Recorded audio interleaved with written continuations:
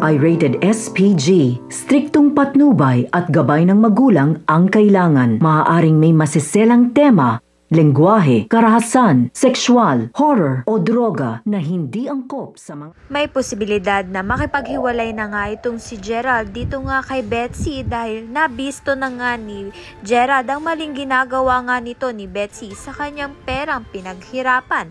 Dahil nga ang pinapadalang pera nito ni Gerald ay ginamit nga ni Betsy sa kanyang pansariling kasiyahan para sana sa ina ni Gerald ang pera.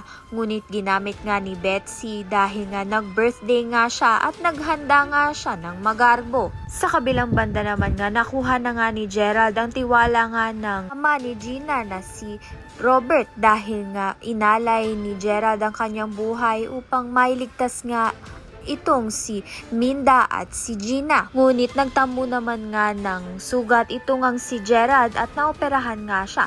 Mabuti na nga lang na nandyan nga itong si Gina upang alagaan siya at pinaghandaan pa nga siya ni Gina ng paborito ngang pagkain nito ni Gerald na spaghetti na Filipino style. Kaya naman nga't may konting kilig nga itong si Gerald dito nga kay Gina at dito na nga kaya magsisimula ang kanilang pagmamahalan. Kaya naman nga't yan at iba pa ang dapat natin pakaabangan. Maraming salamat sa iyong panonood.